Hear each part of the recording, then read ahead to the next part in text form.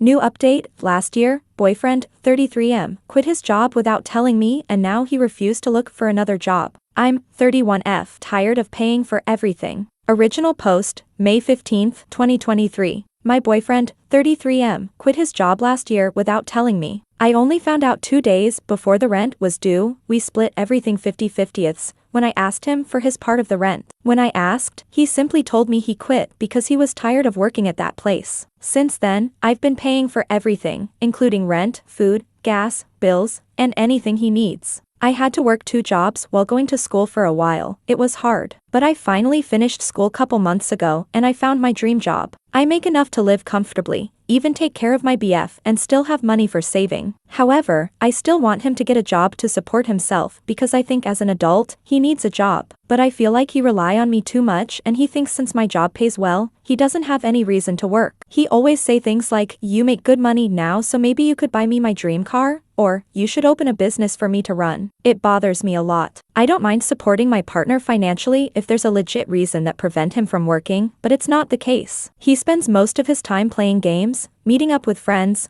or just at home watching movies. I still have to do all the chores and take care of our dogs. His family thinks that he's been working to take care of me so that I can finish school, which is not true. Now they think I was able to finish school and got a good job all because of him. I don't even want to explain to them. I just want him to get a job and have a future. When I tried to talk to him, he told me I'm not supportive and now that I have a good job, I look down on him. What should I do? Is it even worth it to try to talk some sense into him? I don't want to start dating at this age, but I feel like I can't keep doing this. Edit. Some people pointed out quit, not quitted, so I edit to correct that. Sorry, I can't change the title. English is my second language, so I still make mistake here and there. Thank you for the correction. Editor's note, I fixed that in the title of this post. Edit 2, next day. Wow, I didn't expect this many comments. I can't reply to everyone, but I did read all the comments and I really appreciate it. Many people have asked why him? Why I stay for years? What did I see in him? So I just want to answer it here. We started off pretty normal. We split everything 50/50ths, and I had no problem with that. But throughout the years, he started showing his true self. I was in school and school was the most important thing to me at that point, so I invested all my time and energy into it.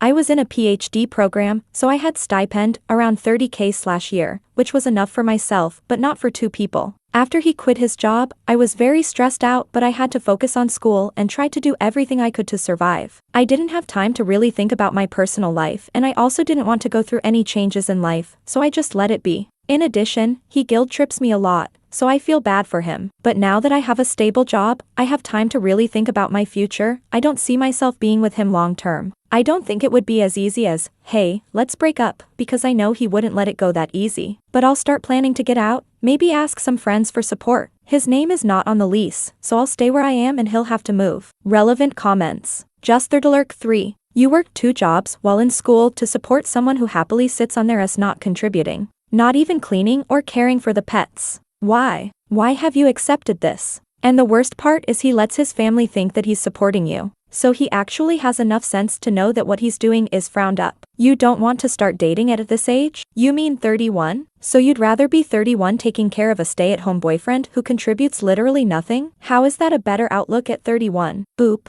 I think it's because I was too busy figuring my life out and trying to do everything I could to survive. All I did was working and going to school. I didn't really have time to think about my personal life. Now that I have a stable job, I have time to think about my life more and yeah, I need to end this and take care of myself. TBH, I'm not even sure how to date anymore, but I guess I'll try and hopefully able to find someone. OOP on moving forward, next day. I will have a talk with him this afternoon to tell him it's time to end things and he needs to move out. He will probably give me the "my life is miserable" talk again. But I think reading all these comments makes me realize I should feel bad for myself and not for him. I'm sure once he moves back to live with his family, they will reach out to me to tell me how good he has been treating me and how he helped me through school. They've done this before when I told them things weren't working for us. I will tell them everything this time. Area puzzle-headed 675. You were in a PhD program. You are intellectually smart. Apply that to your emotional and financial intelligence. If you were a classmate when this happened, I can tell you the other grad students would ask why you were still with him after a grace period of a couple of months.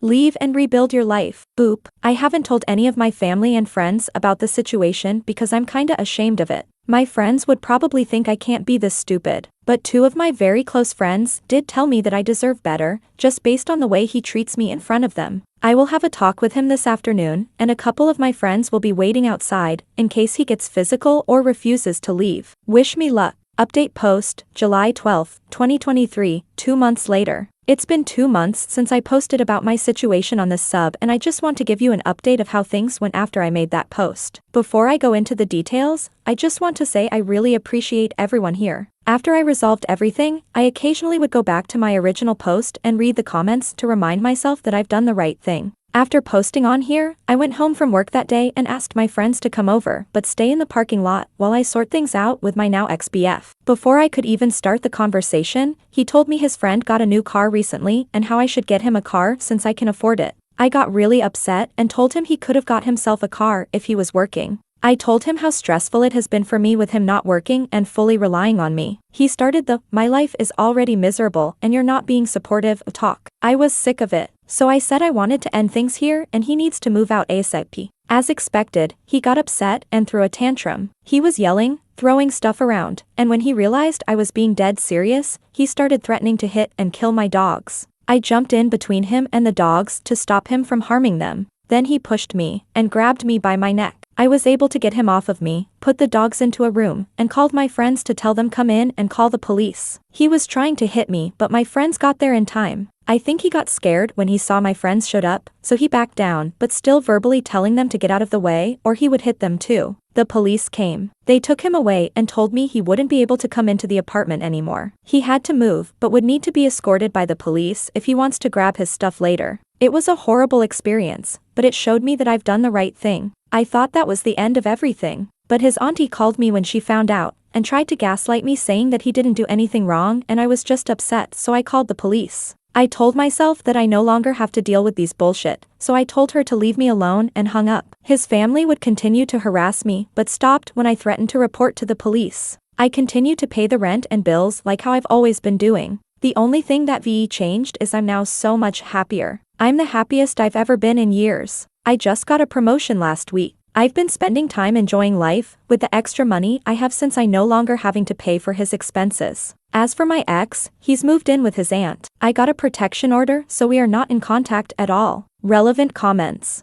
Many people congratulate OOP and wish her well. OOP responds, "Thank you. It feels great to wake up in the morning and don't have to worry about what kind of crap is he going to give me today. And OMG, the extra saving that I have since I'm not longer financially responsible for a full-grown adult. Thank you. I've realized that all the uncertainties that I had before really don't mean anything. My life is only getting better and I've received all the support I need from friends and family and people on Reddit too." Galaxy 186. How long were you in that relationship? Boop. I was in that relationship for 8 years. Corfies 74. I hope you changed the locks. And why didn't you tell his family about his refusal to work? I hate that they think of him as the victim now, and that you used him to finance your studies and then dropped him. Boop. I haven't mentioned this, but his family is the type of people who it doesn't matter what he does, he's always right to them. I knew even if I tell them that he refused to work, his family would still defend him and make excuses for his behavior. It has happened with other things before. But his family can take care of him all they want now. I didn't put this in the post because I didn't want the post to get too long, but when his auntie first called me, she told me if I kick him out he wouldn't have anywhere to stay because she couldn't let him stay with her. I knew she was just saying that so that I feel bad and wouldn't kick him out. So I told her it's none of my business and he needs to figure it out himself. Guess what? He moved right into his aunt's house after he was released. Sweet Ragnarok. OP, will you be able to move? Given he seems unhinged, what are the chances of him coming back in a later date? He already has escalated to violence and seems like he has gotten his rotten morals from his family who enables him and may do the same. I read way too much RA and Boru hearing how bad things escalates. I hope you were able to do the following. Asterisk, filing a restraining order and documenting all instances of the abuse that has escalated. Asterisk, consider moving and keep the information where you move to the down low. Plus a change of place may do wonders for your mental health. Asterisk, invest in a Ring doorbell cam. It's for your safety and the dog's. Asterisk, alert your rental/apt or property that he is not all wed unless on a scheduled time to pick up his stuff. Asterisk, find a safe space for you and your animals, in case he escalates again. Anyone who has gone to his manic level of harming you and animals will repeat until they find another obsession. He is an abuser and he's at the stage he lost control and is going berserk, but may also be biding his time. Better be overly cautious than not. I hope you be fully free of him. Boop. I'm planning to move to a new place soon, and it's nicer, and closer to my work too, since I can now afford it with the extra money I have. I have no doubt he's capable of harming me, and I'm honestly not sure if he would leave me alone. I'm considering filing a restraining order against his family also, because even though they've stopped coming to my place to try to gaslight and guilt trip me, they still try to call me sometimes, with different numbers since I blocked their numbers already. I just ordered a Ring camera and I'm also going to move to a new place soon. He doesn't even know where I work because he didn't care. He'd never taken me to work or even asked what company I work for. He only asked about my salary when I told him I got a new job. I was sad that he didn't care, but now I'm glad that he doesn't know much about me besides where I live. Deleted user. I hope you read this and seriously consider it. We are attracted to what is normal to us, not necessarily what is good for us. You need to spend some time with a therapist unpacking what in your past taught you to accept being used. Women, especially, are often taught to be people pleasers, even to the point of their own detriment.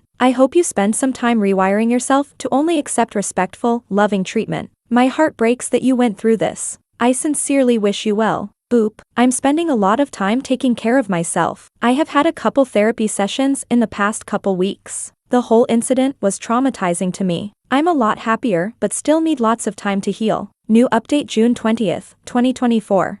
It's been a year since I called the police on my ex-BF after he hurt me and threatened to hurt my dogs. I hope the same thing doesn't happen to anyone, but if you're currently in a similar relationship, I hope this post will help you realize good things will come after to stand up for yourself. After my ex was taken by the police, I dealt with some harassment from his family, but they eventually left me alone. I moved closer to my job and basically a different city that's 30 minutes away from my old apartment. I took some time to heal and went on vacations by myself. It was great. I finally look forward to coming home and spend time with my dogs. One of them passed away from cancer a couple months ago. About 6 months after the incident, I met someone. He's a great person and for the first time in a long time, someone treats me with love and respect. I'm very happy at the moment. I've learned to set boundaries and expectations early on to avoid being in the same situation again. Now to my ex's case. Yesterday, I got a call from the prosecutor office. To be honest, I totally forgot about the case and I thought there's nothing else to follow up on.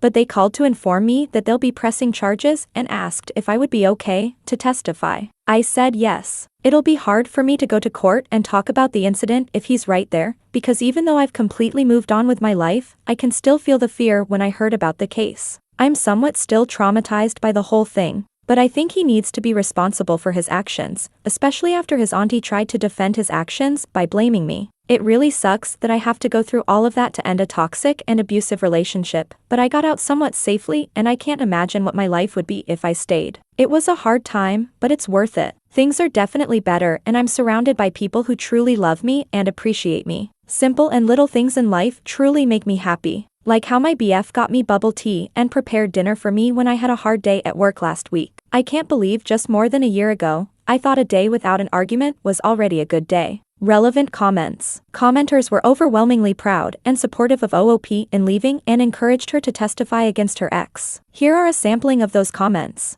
Come right to 90. Good for you leaving that toxic situation. The exact thing happened to me last year as well. I was in a relationship with a toxic ex and I finally stood up for myself and ended the relationship. We had to love together until we figured out the living situation since unfortunately both our names were on the lease. The way I got out was by calling the police after he swung a sound bar at me. I'm still traumatized about it to this day. I'm in therapy for the things he did and said to me. He pleaded guilty, which I'm so glad that this nightmarish chapter can finally be over. Boop. I'm glad you were able to get out before things got worse. It's a very traumatizing experience, but therapy does help. I hope you have a good support system and are around people who cares about you and understand your experience. Jaded 1121. You may want to reach out to the victim advocate and see if the prosecutor's office, or anyone else affiliated with the court, has an emotional support dog that you can have with you when you testify. I was pleasantly surprised that a small county near me had that for a person I work with when she had to testify against a family member. It helped her feel more calm and protected going into testifying. Editor's note. As I was compiling this, I observed on OOP's account she not only has spent the last year posting about her progress, but she has commented encouragement, advice, and shared her story to many others.